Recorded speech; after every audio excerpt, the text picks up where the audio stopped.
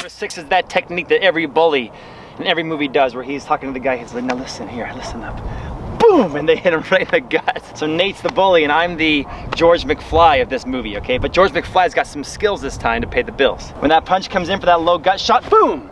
I kind of create a pocket right here and block down. At the same time, I step inward in 45 to kind of angularly work toward him. So watch again.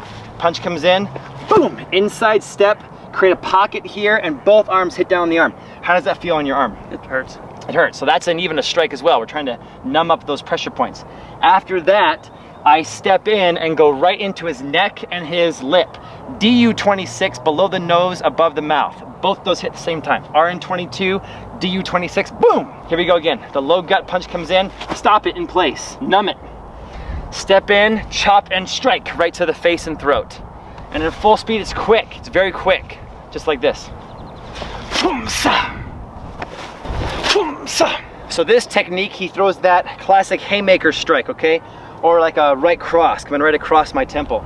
So he's gonna come right in for that power strike, bang! My defense is gonna be just to turn my torso into the punch, and I want to look at it, okay? But I wanna look at it with my arms. So here we go. We're gonna go punch and cover here. Do it again. Punch and cover here, again. Punch and cover, keep going. Punch harder. Punch harder. Why aren't you punching harder? Arm's starting to hurt. It's starting to hurt, okay? Enough times they start to learn that you can hit them right here in the arm and right here in the bicep and numb that arm and take away a lot of their strength for the next punch. So not all martial arts is knockout. Sometimes it's just picking and picking and picking and slowly picking your way to victory. So here comes his cross, coming in, hit. I block with the wrist and I hit to the bicep and then immediately back fist into the head. That's our move, very simple. Block bicep, back fist to the head. From this angle, in full speed, here's what it looks like. If you guys are the striker, I want you to get used to hitting vulnerable parts of the body, like lunging in, bang, hitting right to that solar plexus, right between the nipples. The abs take a lot of force. Nate's a pretty strong guy, so he could take a lot of punching to the abs. If I hit me 30 times, you can take that, right? I think so. Yeah. You can even talk while I'm doing it. But once I go there, there's no abs to help reinforce his sternum. Okay, so I'm gonna hit pure sternum, pure lungs, and when I compress that, he won't even have a choice. No matter how big and strong he is, he'll lose air. He won't be able to breathe. If he can't breathe, he can't fight. Okay, so we're gonna work off the defense to this move. So Nate's the attacker, going right for the solar plexus, right inside there. And when he comes in for it, I'm gonna try to turn it and become a hard target to hit with a nice turn. When I do that, I try to capture the wrist here and then smack back to his ribs. Just a simple smack.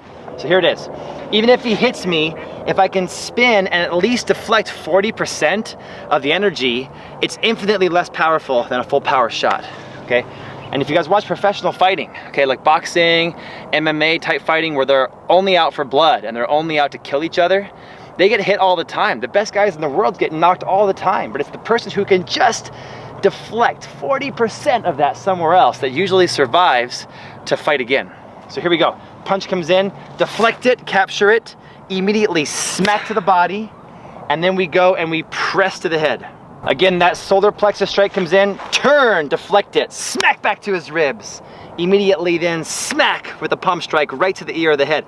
How did that smack to the ribs feel? That hurt really. It is brutal.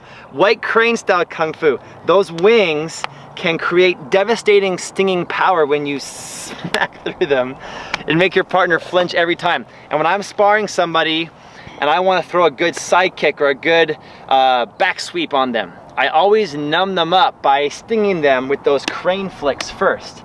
And then they'll be thinking about that the rest of the round. So do that flick. It's very powerful and an underrated move.